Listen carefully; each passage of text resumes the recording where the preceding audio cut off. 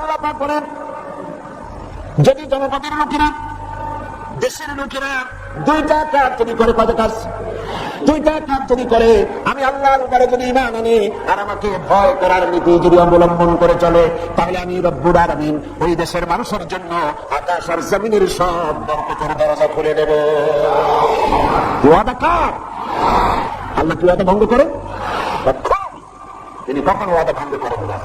সে আল্লাহ পাকের, তিনি বলছেন যে আমার রিস্কের মালিক আমি তোমাদেরকে সুযোগ দিয়েছি, গভর্নমেন্ট তৈরি করো, সরকার বানাও, এবং সরকার বানায়া আমার কোরআন দিয়ে দেশ চালাও।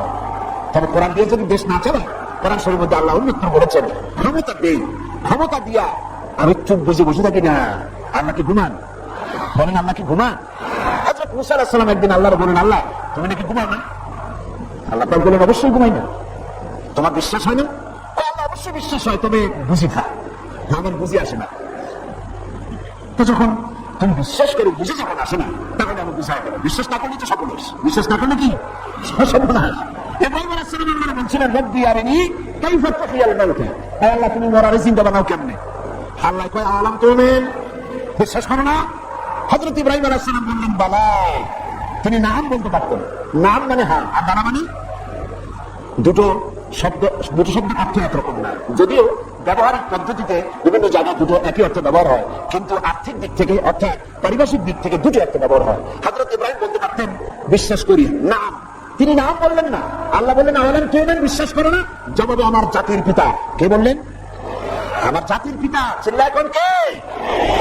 আমার জাতির পিতার নাম কি? আমার জাতির পিতা বললেন, বালা। ওর অর্থ কি? হয় না। কেন নয়? অবশ্যই বিশ্বাস করুন, কিন্তু আল্লাহ আমি যদি দেখতে পারি তাহলে আমার মনটা একটু ঠান্ডা হয়। শোনা কথা দেখা এর মধ্যে একটু পার্থক্য আছে তো। আল্লাহ তাআলা তোমার দেখাবো, বিশ্বাস যখন করছো আমি তোমার দেখাবো।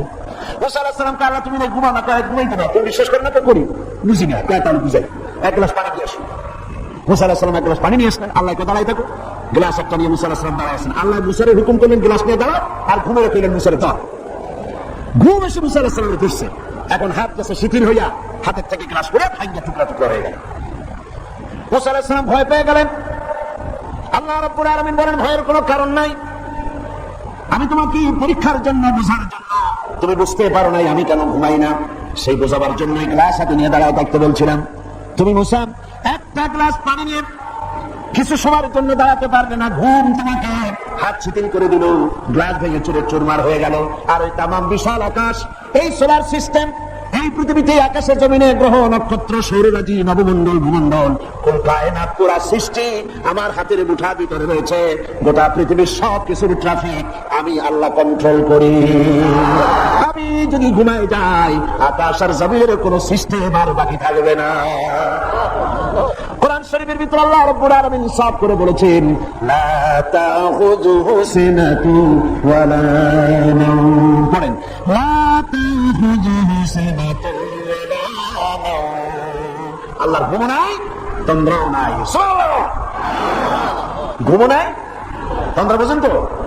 জিমানি আল্লাহ জিমাও না, আল্লাহর কোনো ক্লান্তি নাই। সুবহানাল্লাহ। সে আল্লাহ রাব্বুল আলামিন, তিনি বলছেন ক্ষমতা দিয়া ঘুমাই না, লিনানজুরা কাইফা তা'মালুন। ক্ষমতা দিয়ে লিনানজুরা কাইফা তা'মালুন, তাকায়া থাকি তুমি তোমার জনগণের সাথে কি আচরণ করো। জনগণের ভাগ্য বদলাও, আমার দলের ভাগ্য বদলাও, তাকাইয়া দেখি। সেই আল্লাহ পাক আগের মতো আছেন না উল্টে গেছে? আয়াতুল কুরসির ভিতরে আমরা পড়ে থাকি, আল্লাহু লা ইলাহা ইল্লা হুয়াল হাইয়ুল কাইয়্যুম। আল্লাহ ছাড়া কোনো ইলাহ নাই, তিনি চির জাগ্রত, তিনি চিরঞ্জীব। যেমন ছিলেন তেমন আছেন, তেমন সুবহানাল্লাহ। এখন আল্লাহ পাক কি বলছেন, উদখুলু ফিস সিলমি কাফা।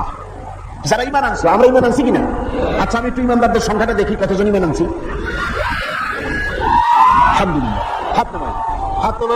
হাত নামান। আমরা সবাই ঈমানদার, আমরা সবাই কি? তো ঈমানদারদেরকে আল্লাহ পাক বলছেন, উদখুলু ফিস সিলমি, পরিপূর্ণরূপে দাখিল হয়ে যাও। কিসের মধ্যে? সেলফের মধ্যে আত্মসমর্পণ করো, সারেন্ডার হয়ে যাও।